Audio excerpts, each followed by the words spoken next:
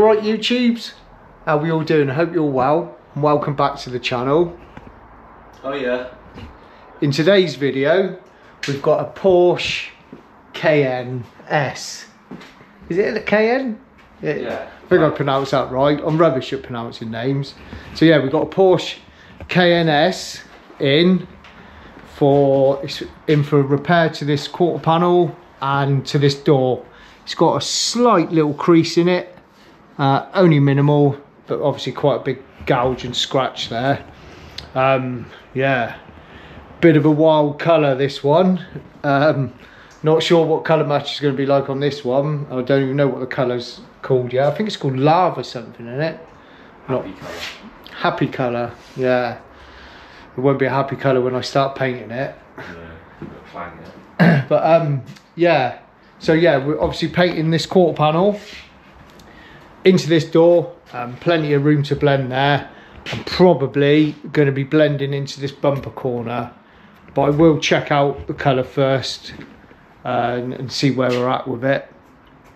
Yeah, I've never done this colour. I've never even seen this colour before. So yeah, tell me what you think. Do you like it? Me personally, I don't. I love the car. Great spec car. Carbon fibre roof. Real retro looking seats, cloth and leather, love that. Alcantara steering wheel, love that. Just don't like the colour too much, but yeah, so should be quite a straightforward repair. Going to strip some of the bits off, so door handle, trim. We'll have to mask the rubber on the roof, but we do on the quarter panels, but we do that with lifting tape. And yeah, that's it.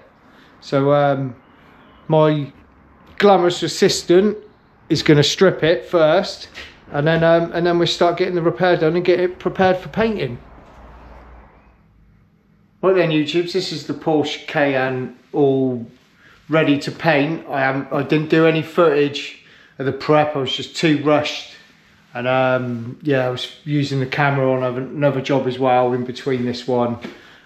So yeah, sorry, no repair prep, but it was only a small repair anyway, but I can quickly talk you through it. So it's all ready to paint. Yeah, just had that little scratch and a tiny little bit of a crease there. It has actually had a previous repair there, so there's a few sort of layers of paint there. So it's just a small little skim of some fine filler, and then a bit of 2-pack white primer on there. So yeah, painting that, obviously colouring there, plenty of room to blend. There's a lot of sort of edge to edge stuff on this, but check the colour out. It's a couple of shades. I sort of went to the back bumper really. The bumper was slightly out, which, you know, like most plastics, they are slightly out on most vehicles. So cameraed the bumper. And it was pretty decent actually. Standard shade looked pretty decent. It wasn't far off percentage wise, so just done a little bit of a recalculation on it just to improve it to that bumper really, because that's going to be the edge to edge. I mean, the customer was happy for us to blend the bumper, but I think it'd be okay. I'm taking the gamble anyway. I'm sure it'd be okay. Recommended white undercoat, so yeah, white primer, so assuming maybe a bit transparent this colour.